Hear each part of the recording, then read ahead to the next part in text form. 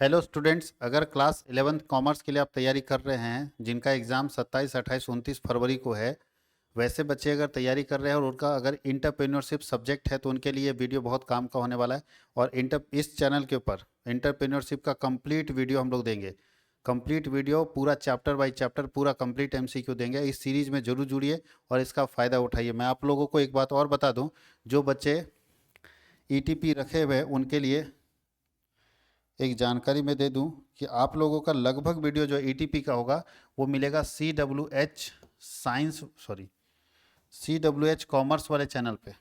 अगर आप ईटीपी का वीडियो चाहते हैं तो सी डब्ल्यू एच कॉमर्स के नाम से जो चैनल है, यूट्यूब चैनल है, इस पे मिलेगा। ठीक है, कुछ वीडियो यहाँ पे मिलेगा CWH कॉमर्स के नाम पर, जहाँ पे आपको ईटीपी का बहुत सारा जो टेस्ट हुआ है, जो हमारे यहाँ टेस्ट हुआ है, टेस्ट का भी एमसीक्यू वीडियो इस चैनल के ऊपर मिलेगा। तो अगर आप क्लास 11th के स्टूडेंट हैं और क्लास 12th में भी आप चाहते हैं कि इसी तरह से तैयारी करें तो आप इस चैनल को भी सब्सक्राइब कर लीजिएगा।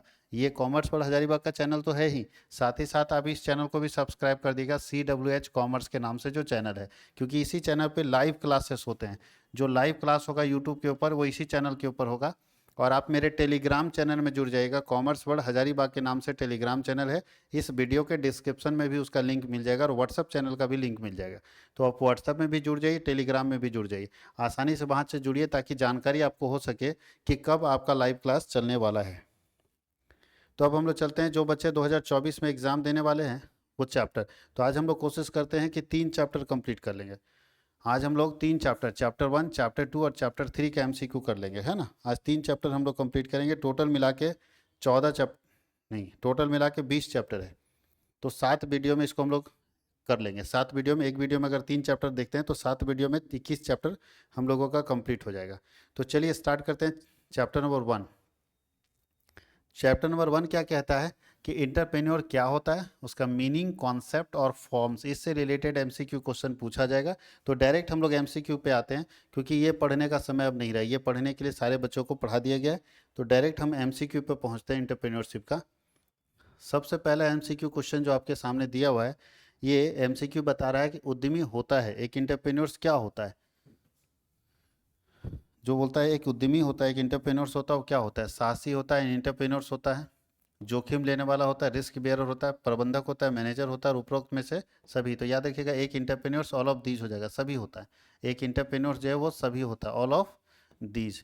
भारतीय उद्योग के संबंध में उद्यमिता है, बोलता है in relation to Indian industry entrepreneurship is. भारतीय इंडस्ट्री के लिए, इंडियन इंडस्ट्री के लिए इंटरप्रेन्योरशिप क्या है?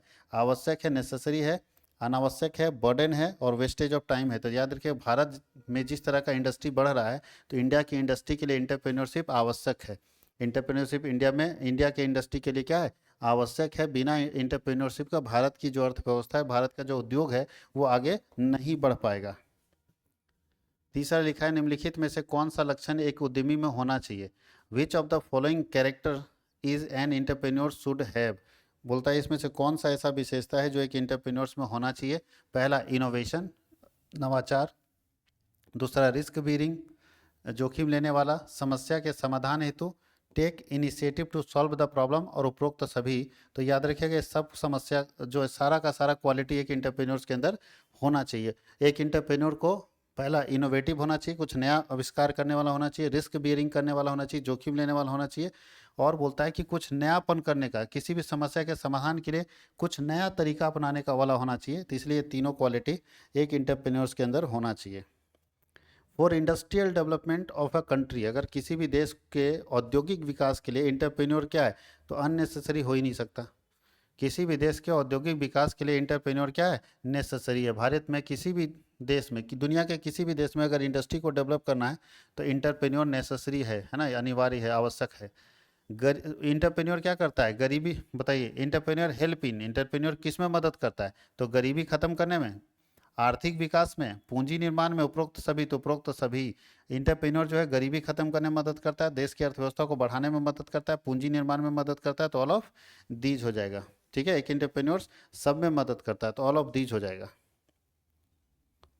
आगे है, एक देश की अर्थव्यवस्था में उद्यमी की आपूर्ति निर्भर करती है। The supply of entrepreneurs is a country economy depends on. एक अच्छे अर्थव्यवस्था वाला जो देश है उसमें एक उद्यमी किस क्या निर्भर करता है, तो एक देश की अर्थव्यवस्था में उद्यमी की आपूर्ति किस बात पर निर्भर करती है, लाभ के दर पर, on the prevailing social environment, सामाजिक वातावरण के व्याप्त सामाजिक वातावरण के ऊपर।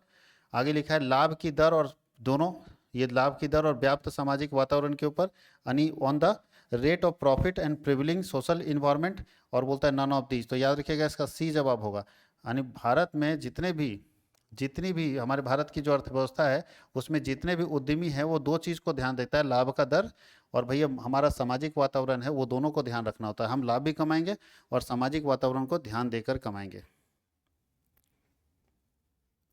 आगे लिखा अंगकारी उद्यमी उन तकनीकों को गोद लेता है, adaptive entrepreneurs adopt the technology, किस तरह के टेक्नोलॉजी को, बहुत सारे लोग एडॉप्टिव इंटरप्रेन्योर्स होते हैं जो दूसरे के टेक्नोलॉजी को एडॉप्ट करते हैं, तो जो नया टेक्नोलॉजी उसको एडॉप्ट करते हैं। तो किस तरह के टेक्नोलॉजी, तो बोलता है डेवलप्ड बाय अदर्स, जो दूसरा व्यक्ति डेवलप करता है उस टेक्नोलॉजी को क्या करता है, एडॉप्ट करने का काम करता है, उसका नाम है एडॉप्टिव इंटरप्रेन्योर्स।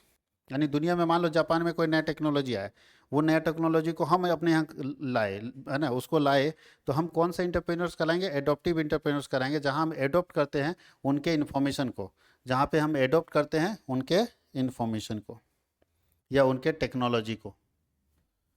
आगे आगे लिखा है निम्नलिखित में से कौन फेबियन उद्यमियों की विशेषता है, Fabian entrepreneurs are features of, Fabian entrepreneurs का फीचर्स क्या है, तो बोलता है कि उसका फीचर्स क्या है, हार्ड वर्किंग होता है।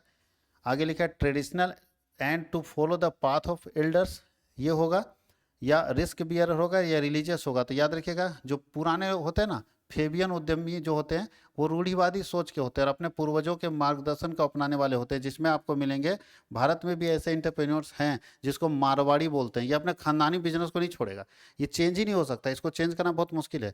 बोलता है ड्रोन स्वीकार करना पसंद करते हैं, ड्रोन इंटरप्रेन्योर्स क्या पसंद करता है, तो ड्रोन इंटरप्रेन्योर्स जो होते हैं वो ट्रेडिशनल मेथड को पसंद करते हैं, ड्रोन इंटरप्रेन्योर्स जो होते हैं वो ट्रेडिशनल मेथड को पसंद करते हैं, रूढ़िवादी विधि को पसंद करते हैं। निम्नलिखित में से कौन सी समस्या महिला उद्यमों को सामना करनी पड़ती है, एक महिला जो है अगर इंटरप्रेन्योर्स बनती है और बिजनेसमैन बनती है तो क्या प्रॉब्लम उसको आता है, फैमिली बर्डन, हाँ जी, ट्रेडिशन एंड कस्टम, हमारे रीति रिवाज भी उसको तकलीफ देता है, ट्रेनिंग ये भी तकलीफ देता है। तो ये तीनों समस्या एक महिला के लिए जब वो बिजनेसमैन बनना चाहती तो। Which of the following is a features of entrepreneurs, निम्नलिखित में से कौन एक उद्यमी की विशेषता है, तो अभी तो हम लोग देख चुके हैं, रिस्क बियरर होता है, इनोवेशन होता है, विजनरी होता है, तो ऑल ऑफ द एबव हो जाएगा इसका, all of the above. ETP में एक चीज देखेंगे जहां ऑल ऑफ द एबव होता है ऑल ऑफ द एबव ही रहता है उसका आंसर। आगे लिखा है निम्नलिखित में से कौन एक सफल उद्यमी का गुण है, इसमें से कौन ऐसा है कि जो एक सफल उद्यमी का गुण है, तो सफल उद्यमी के अंदर क्या होना चाहिए, इनिशिएटिव पावर होना चाहिए, कैरेज होना चाहिए, साहस होना चाहिए और लेबोरियस होना चाहिए। जी हाँ, ऑल ऑफ द एबव हो जाएगा, उपरोक्त में से सभी। निम्नलिखित में से कौन सा एक उद्यमी का काम है, उद्यमी क्या करता है, रिस्क बियरिंग करता है, जोखिम लेता है, ठीक है, ऑर्गेनाइजेशन का काम करता है, अरेंजिंग का काम करता है, ऑल ऑफ एबव। एक बात कॉमन है कि ऑल ऑफ एबव जहाँ भी रह रहा है ना सब जगह ऑल ऑफ एबव ही रहता है, तो इस बात को ध्यान दीजिएगा, है ना। कभी कोई तुक्का अगर नहीं समझ आ रहा तो तुक्का भी मार सकते हैं ऑल ऑफ द एबव, क्योंकि ज़्यादातर में ऑल ऑफ द एबव होता है। बोलता है स्वामित्व के आधार पर उद्यमी और प्रबंधक में एक अंतर पहचान कीजिए, मतलब एक इंटरप्रेन्योर्स किसको बोलते हैं, मैनेजर किसको बोलते हैं। तो पहला बोलता है उद्यमी का पुरस्कार लाभ हानि होता है, जबकि प्रबंधक का पुरस्कार उसका वेतन होता है, ठीक है, वो तो ठीक है। और उद्यमी अपने उपक्रम का स्वामी होता है, प्रबंधक अपने, हाँ जी ये देखो ठीक है, जो उद्यमी होता है ना इंटरप्रेन्योर्स वो अपने बिजनेस का मालिक होता है खुद का, और जो भैया मैनेजर बनता है ना वो समझो कर्मचारी है, और उद्यमी क्या है, मालिक है अपने बिजनेस का। तो ये सही है, बी नंबर क्या है, सही है। ये हम लोग चैप्टर 1 का एमसीक्यू देख लिए। अब हम चलते हैं चैप्टर 2 में। देखिए चैप्टर 2 में एमसीक्यू क्या है, छोटा छोटा चैप्टर्स है जिसमें 10-12 एमसीक्यू करके दिया हुआ है, तो इसको हम लोग कंप्लीट करते जाएंगे। चैप्टर 2 में हम लोग स्टार्ट करते हैं चैप्टर 2 का एमसीक्यू।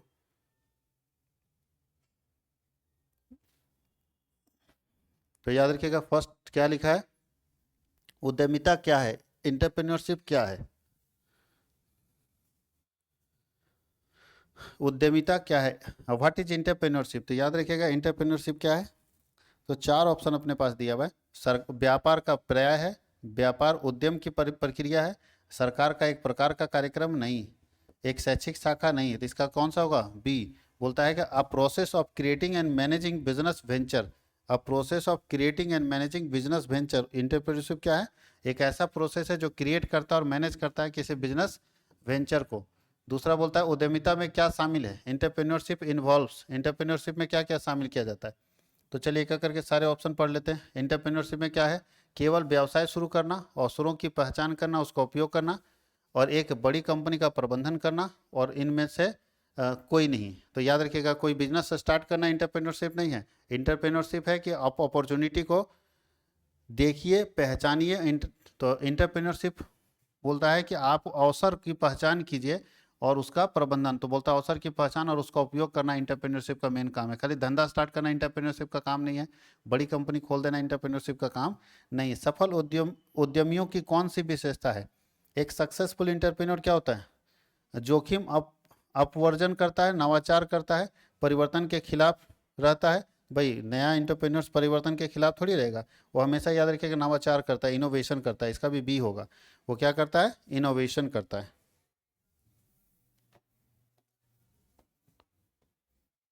फोर्थ नंबर में है सामाजिक आर्थिक पर्यावरण में किन कारकों को शामिल किया जाता है? सोशल इकोनॉमिक इन्वायरमेंट में किस क्या शामिल होता है? भाई मौसम की प्रकृति सोशल इन्वायरमेंट नहीं है। राजनीतिक स्थिरता, ये सोशल इकोनॉमिक इन्वायरमेंट, व्यक्तिगत शौक और पसंदीदा रंग। तो बोलता है इसमें से कौन ऐसा है जिसे सोशल इकोनॉमिक इन्वायरमेंट के अंदर शामिल किया जाता है? तो राजनीतिक अस्थिरता जो है वो सोशल इकोनॉमिक इन्वायरमेंट के अंदर शामिल किया जाता है। उद्यमिता में सामाजिक आर्थिक पर्यावरण की क्या भूमिका होती है? सामाजिक आर्थिक पर्यावरण की क्या भूमिका होती है? तो इसकी भूमिका होती है कि यह उद्यमियों के लिए अवसर और प्रतिबंध बना सकता है। बोलता है it can create opportunity and constraints for entrepreneurs. ये जितने भी उद्यमी होते हैं उनके लिए अवसर भी बना सकता है और कंस्ट्रेंट भी बना सकता है। जो सोशल इन्वायरमेंट है वो दो चीज़ देता है, यानी सोसाइटी दो चीज़ कर सकता है, किसी इंटरप्रेन्योर्स के लिए बढ़िया मौका दे सकता है और किसी इंटरप्रेन्योर्स को प्रतिबंध लगा सकता है। समाज चाहे तो किसी को स्टार बना दे और किसी को बर्बाद भी कर दे। तो सोसाइटी बहुत इंपॉर्टेंट मैटर यहाँ पे करता है, सोशल इन्वायरमेंट बहुत इंपॉर्टेंट रोल प्ले करता है। आगे लिखा है which is not a primary function of an entrepreneurs. एक इंटरप्रेन्योर्स का प्राइमरी फंक्शन कौन इसमें नहीं है? ठीक है, वैसे तो सब फंक्शन है। तो बोलता है identification opportunity, acquiring resources, avoiding all risk, सभी जोखिम से बचाव। ये कोई इसका जो है प्रमुख कार्य क्षेत्र नहीं है। ये तो काम है ही, वो तो हमेशा अवसर को पहचानते रहता है, हमेशा संसाधन प्राप्त करता है, हमेशा वेंचर का प्रबंधन करता है, लेकिन जोखिम से बचाव उसका कोई काम नहीं है। उद्यमिता की प्रक्रिया में पहला कदम क्या है? उद्यमिता की प्रक्रिया यानी जब भी इंटरप्रेन्योरशिप का प्रोसेस देखे तो फर्स्ट स्टेप क्या कहलाता है? डेवलपिंग अ बिजनेस प्लान नहीं, उससे पहले आइडेंटिफिकेशन। देखिए ये है आइडेंटिफिकेशन एंड अपॉर्चुनिटी, एक अवसर की पहचान करना उसका सबसे पहला काम है। पहले अवसर पहचानोगे तब ना, तब आप डेवलप करोगे बिजनेस प्लान, तब लोन लोगे, तब ये सब हायरिंग एम्प्लॉय करोगे। लेकिन सबसे पहले क्या किया जाता है? बिजनेस के में अवसरों की पहचान की जाती है, व्यवसाय में अवसरों की पहचान की जाती है।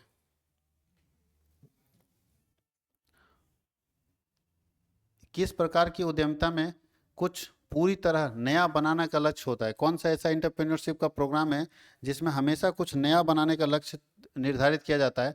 तो उसका नाम है इनोवेटिव। इनोवेटिव मतलब ही होता है नया, नवाचार मतलब नया। तो इसमें डायरेक्ट यही होगा। ट्रेडिशनल में पुराना होता है, स्मॉल स्केल छोटा होता है, ये छोटा होता है। निम्नलिखित में से कौन उद्यमी की विशेषता है? इसमें से कौन है जो इंटरप्रेन्योरशिप का विशेषता है, इंटरप्रेन्योरशिप के अंदर होना चाहिए? तो चलिए एक एक करके हम लोग देखते हैं। सभी जोखिमों से बचाव, अवॉइडिंग ऑल रिस्क, इंटरप्रेन्योर्स ये नहीं चाहता है। पारंपरिक तरीकों का पालन करना नहीं है। सक्रिय और अनुकूल होना, जी हाँ, हमेशा एक इंटरप्रेन्योर जो होता है एक्टिव होता है। हमेशा इंटरप्रेन्योर्स क्या होता है? एक्टिव होता है। तो बोलता है बीइंग, सक्रिय होइए और अनुकूल होइए। व्यवसाय जब भी चलाना है इंटरप्रेन्योरशिप के लिए तो सक्रिय भी होना और अनुकूल होना इसका काम है।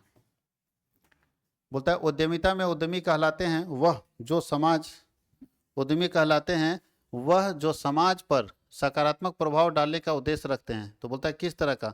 What term is issued to describe entrepreneurship who start business with the goal of making a positive impact on society. यानी कौन से ऐसे इंटरप्रेन्योर्स हैं जो अपना जो रोल प्ले करते हैं सोसाइटी में एक इम्पैक्ट डालने के लिए, उसको किस तरह का इंटरप्रेन्योर्स बोलते हैं? Social entrepreneurs, greedy entrepreneurs, traditional entrepreneurs और इमिटेटिव इंटरप्रेन्योर्स, जिसको हम लोग हिंदी में बोलते हैं सामाजिक उद्यमी, लालची उद्यमी, पारंपरिक उद्यमी और अनुकरणीय उद्यमी। तो कौन से इस तरह के इंटरप्रेन्योर्स होते हैं?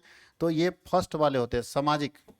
सामाजिक जो इंटरप्रेन्योर्स होते हैं, जिसको हम लोग सोशल इंटरप्रेन्योर्स बोलते हैं, वो बोला क्या है, उद्यमी कौन से ऐसे उद्यमी कहलाते हैं जो समाज पर प्रभाव डालते हैं। तो समाज पर प्रभाव डालने वाले ये तीनों इंटरप्रेन्योर्स नहीं होते, सिर्फ सामाजिक होते हैं। उद्यमिता में शॉर्ट विश्लेषण का क्या अर्थ होता है? तो शॉर्ट में 4 वर्ड यूज हुआ है, SWOT। यहाँ पे हम लोग 4 चीज देखेंगे। एस का मतलब स्ट्रेंथ है ना, मजबूती। डब्ल्यू का मतलब वीकनेस, ओ का मतलब अपॉर्चुनिटी, और टी का मतलब थ्रेड्स। तो एक बिजनेसमैन ये बोलता है, एक इंटरप्रेन्योर ये बोलता है कि हर बिजनेसमैन को अपने स्ट्रेंथ के बारे में, अपने वीकनेस के बारे में, अपने अपॉर्चुनिटी के बारे में और अपने थ्रेड्स के बारे में पूरी जानकारी होनी चाहिए। अभी इसको हिंदी में बोलते हैं क्षमता। डब्ल्यू से वीकनेस होता है, ओ से अपॉर्चुनिटी होता है, ये तो यही फर्स्ट वाला ही होगा। ठीक है, स्ट्रेंथ, वीकनेस, अपॉर्चुनिटी और थ्रेड्स। स्ट्रेंथ, वीकनेस, अपॉर्चुनिटी और थ्रेड्स, शॉर्ट एनालिसिस।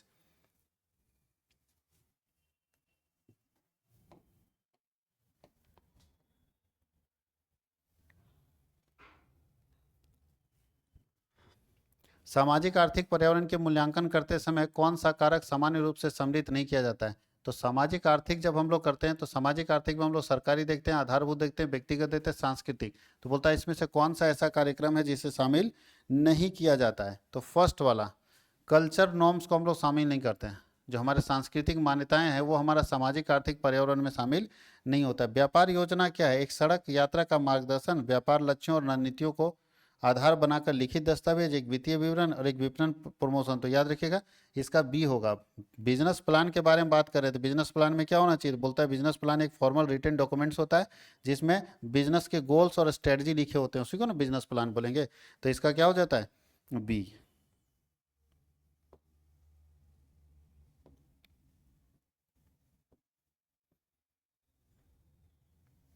अब 14 नंबर में बोलता है सामान्यतः उद्यमों के लिए निम्न में से कौन सा वित्त प्राप्ति का साधन नहीं है? यानी एक इंटरप्रेन्योर्स कहाँ से पैसा प्राप्त नहीं कर सकता? तो एक इंटरप्रेन्योर जो है वो कहाँ से पैसा नहीं प्राप्त कर सकता? तो वेंचर कैपिटल से ला सकता है, पर्सनल सेविंग से ला सकता है, गवर्नमेंट से ला सकता है, इनहेरिटेंस से नहीं आता, विरासत में कोई इंटरप्रेन्योर्स को पैसा नहीं मिलता है। सामाजिक उपगम्यता के अनुसार उद्यमिता है, according to the social accessibility entrepreneurship is. अगर हम सामाजिक एसेसिबिलिटी की बात करें तो उस हिसाब से इंटरप्रेन्योरशिप क्या है? तो उसके हिसाब से इंटरप्रेन्योरशिप प्रोसेस ऑफ इमोशन है, नहीं। रोल बोलता है, रोल एक्सक्यूशन प्रोसेस है, यानी ऐसा प्रोसेस है जहाँ पे आपको अपना रोल प्ले करना पड़ेगा, अपना काम करना पड़ेगा, तभी आप डेवलप हो पाओगे। उद्यमिता की आवश्यकता है, इंटरप्रेन्योरशिप इज नीडेड, किस जगह पे? तो हर जगह पे इंटरप्रेन्योर्स को हर तरह का अर्थव्यवस्था में चाहिए। अगर कोई देश डेवलप इकोनॉमी वहाँ भी चाहिए, कोई देश डेवलपिंग इकोनॉमी वहाँ भी चाहिए, और अंडर डेवलप में भी चाहिए। तो ऑल ऑफ एबव, हर तरह के इकोनॉमी में इंटरप्रेन्योर्स की आवश्यकता है, क्योंकि इंटरप्रेन्योर्स ही आज के ऐसे समय में हर तरह की अर्थव्यवस्था को आगे बढ़ाने में मदद करता है। भारतीय उद्योगों के संबंध में उद्यमिता क्या है? तो भारतीय उद्योगों के संबंध में उद्यमिता नेसेसरी है, याद रखिएगा। भारतीय उद्योगों के संबंध में उद्यमिता क्या है? नेसेसरी है। 18 में निम्नलिखित में से कौन सी विशेषता उद्यमी में होनी चाहिए? कितना बार पूछा है? निम्नलिखित ऑल ऑफ दीज ही होगा इसमें। देखिए ऑल ऑफ दीज होगा, क्योंकि रिस्क बियरर होना चाहिए, इनोवेटर होना चाहिए, इनिशिएटिव होना चाहिए, ऑल ऑफ द अबव। उद्यमिता खेल है किसका? मनी का, टाइम का, स्किल का। तो स्किल का, इसका सी होगा। 19 का क्या होगा? सी। इंटरप्रेन्योरशिप स्किल का खेल है, जिसके पास ये स्किल है वो काम कर जाता है, वो आगे बढ़ जाता है, और जिसके पास ये स्किल नहीं है वो आगे नहीं बढ़ पाता है। आगे लिखा है, निम्नलिखित में से कौन उद्यमिता विकास में आर्थिक पर्यावरण की भूमिका को इंगित करता है? कौन ऐसा बताता है कि भाई आर्थिक पर्यावरण हो रहा है में रोल इसका प्ले करता है? तो औद्योगिक नीति, सरकार की आर्थिक और व्यावसायिक नीति, बैंकिंग नीति, या ऑल ऑफ दीज। तो अगर सही से देखा जाए तो आपको बता चुके हैं कि जहाँ भी ऑल ऑफ दीज होगा वहाँ क्या होता है? ऑल ऑफ दीज जहाँ भी दिया रहता है वहाँ ऑल ऑफ दीज ही होता है। निम्न में से कौन उद्यमिता विकास में सामाजिक वातावरण की भूमिका को इंगित करता है? सेमी तो क्वेश्चन पूछा। अच्छा, वहाँ आर्थिक वातावरण था, यहाँ पे क्या है? सामाजिक वातावरण की भूमिका को कौन इंगित करता है? तो बोलता है सोशल चेंजेस, जो समाज में परिवर्तन होता है वो सामाजिक वातावरण की भूमिका को इंगित करता है। अब हम लोग चलते हैं चैप्टर 3 की तरफ, और चैप्टर 3 छोटा है, ज़्यादा इसमें नहीं है क्वेश्चन, इसको भी हम लोग कंप्लीट कर लेते हैं।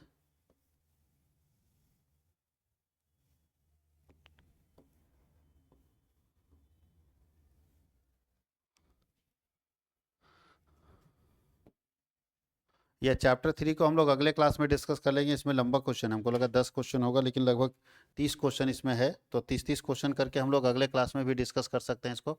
तो ये चैप्टर 3 और 4 अगले क्लास में हम लोग डिस्कस करेंगे, है ना, क्योंकि इसमें 30 क्वेश्चन है, 30 क्वेश्चन आपको चैप्टर 4 में, तो 60 क्वेश्चन बहुत बड़ा हो जाता है, इसको थोड़ा आराम से करें, सिर्फ एमसीक्यू बताने से नहीं होगा, उसको समझाते भी जाने में फ़ायदा है। तो अगले क्लास में, अगले वीडियो में आपको फिर से मिलेगा इसकी और सारी जानकारी।